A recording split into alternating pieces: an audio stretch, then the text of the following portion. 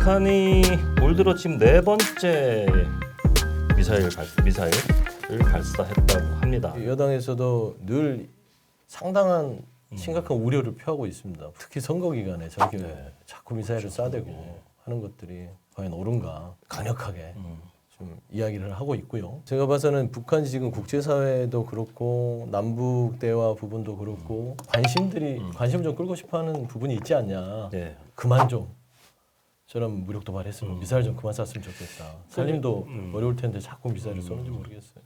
뭐 우리 정부가 북한 미사일 쏘는 거에 대해서 통제할 수 있는 역량이 없죠. 어느 나라도 그걸 못하니까 이제 북이 저러고 있는 거고 이거 관련해서 우리는 무슨 얘기를 해야 되느냐. 왜 청와대에서는 좀 더 세게 얘기 못하냐는 거예요. 미사일 쏘는 거를 막지는 못하더라도 쏜 거에 대해서 우리가 정확히 짚고는 넘어가는 게 의미가 있잖아요. 네. 도발이란 말 자체, 도발이란 단어를 쓰질 않아요. 우리한테 쏘려고 계속 시험 발사하는 건데 왜 거기에 대해서 우리가 제대로 항의를 못하느냐. 몇 년을 속았는데 또 마지막까지 이렇게 문재인 정권이 이러느냐.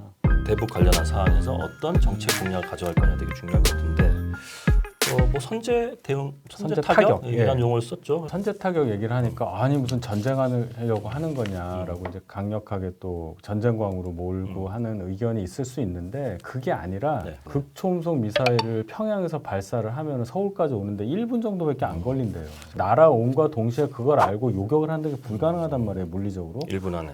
그럼 우리 그냥 맞고 있어야 되느냐? 그건 아니란 말이에요. 그래서 북의 핵 미사일, 핵 공격, 미사일 공격에 대응하기 위한 국방 백서에 명시된 삼축 책이라는 게 있어요. 그 중에 1번이 킬체인이라고 해서 선제 타격이라는 개념이 있습니다. 쏘면 그냥 맞는 거니까 쏘기 전에 먼저 하겠다. 그 얘기를 한 거고 거기에 국한에서 한 거지 공격을 먼저 해서 한반도 분쟁을 먼저 일으켰다는 뜻이 아니라는 거. 그래서 결국은 윤석열 후보의 그 안보 경영은 이래 세 가지예요.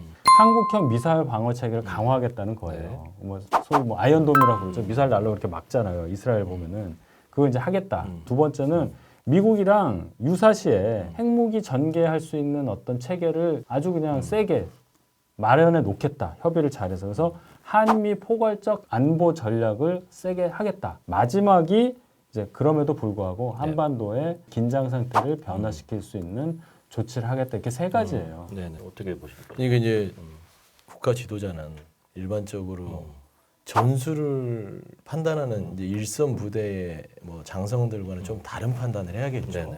삼축 체제를 통해서 어떤 선제 타격이라는 개념이 있습니다. 전략상. 그래서 억제와 방어의 개념이죠. 이제 어떤 징후가 보였을 때는 그렇게 하겠다. 아 예방 타격이랑 달라요. 아니, 그 말씀은 예방 타격이에요. 그러니까 예방 타격이란 말이 이렇게 이제 논박이 있는데 이게 이제 국방부에서 보면 전략적으로 선제 타격에 억제와 방어라고 들어가 있습니다. 억제와 방어를 위해서 선제 타격을 한다. 설령 전술적으로 있다 하더라도 그거는 그런 의미에서 억제와 방어를 넣겠죠. 이제 윤석열 후보가 선제 타격을 하면서 그 발언을 하면서 그 다음에 주적은 북한 뭐 이렇게 이어가는 거예요. 멸공은 그냥 밈이라고 우스개 뭐 어떤 거라고 치부하더라도 국가 안보를 책임지는 군 통수권자가 이런 생각을 갖고 있으면 한반도의 전쟁 위기 이런 부분들에 불안감을 줄 수도 있겠구나. 국가 지도자라면 어떤 방향으로 평화를 이끌어내려고 하는 부분에 있어서의 고민을 해야지.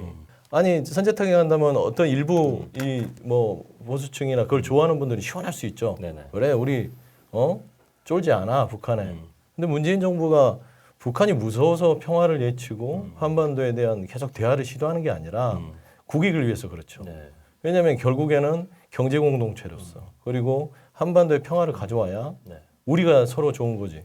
뭘 미국조차고 평화를 해서 한반도 평화를 주장하는 거 아니지 않습니까? 그래서 뭐 주적 개념부터 드러내면서 뭔가 말씀하시는 것은 6070 지지층을 좀 결합하기 위한 하나의 선거 정책이 전략이라고 보고 있고요. 주적 멸공 얘기만 1분만 할게요. 멸공이요? 북한이 주적이라는 얘기를 한 것이 국가 지도자로서 무엇이 부적절한지 정말 이해가 안 갑니다.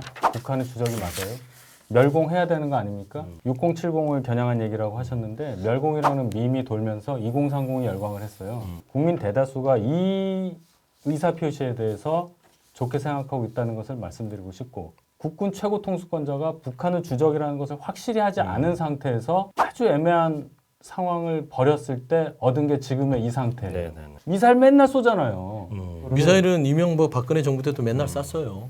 근데 주적이라는 걸 만들게 말씀드리면 해줬죠. 김대중 정부에서. 거기까지 얘기를 해야 돼요. 주적이란 건 국방백서에서 사라진 지가 남을 게 없는데 18년이 지났어요. 주적이라는 개념 없어졌습니다. 정말요? 그럼요. 18년 됐어요. 큰일 났네. 국방백서 없어진 게. 큰일 났습니다. 그리고 이명박 정부 때도 이거를 하자고 했다가 안 됐었고 보수 정권에서 국익에 도움이 안 돼서 주적 개념을 안 썼는데 그걸 꺼내는 자체가 말씀하실수록 그게 불리해요. 좀 힘들다. 그 얘기는 좀 올드하게 얘기하면 우리가 평화로운 세상 후배들한테 어떤 평화냐가 물려줘야 되니까 어떤 평화냐가 중요하죠. 일단 뭐 문재인 정부가 초기에 이 세계 판문점 만남이 있었잖아요. 그 뒤로 여러 가지 이제 세계 역학구도 때문에 북한이 또 어깃장 놓고 하면서 좀 그런 부분이 아쉽게 깨졌지만 남북 정상회담, 만남, 대화, 타협 이런 것들이 계속 지속돼서 결국에는 결실을 맺어야 된다. 저는 그런 생각을 가지고 있고요. 두 번째는 윤석열 후보가 이제 한미의 포괄적 안보 체제 강화하는 부분들 얘기하셨는데요. 우리 대한민국이 지금 북한의 무력 도발에 대응할 수 있는 강력한 한미 동맹과 포괄적 안보 체계를 갖추고 있다. 한미 공조를 통해서 굉장히 북한이 알지 못하는 상황까지 근접했던 그 정도로 체계가 잘 돼 있다. 전쟁보다는 평화죠. 그래서 평화를 지킬 수 있는 부분에서의 가치를 좀 지켜가는 게 좋겠다. 그런 말씀입니다. 윤특보님 좀. 전쟁보다 평화라는 이 말, 이런 말에 그 사람들이 혹해요. 거기에 많은 전제가 빠져 있습니다.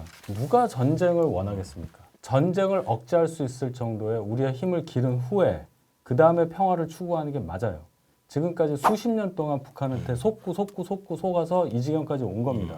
우리한테 힘이 있고 우리한테 그 힘을 쓸 강력한 의지와 국민적 동의가 있다면 평화를 지켜낼 수 있다. 이렇게 말씀드리겠습니다.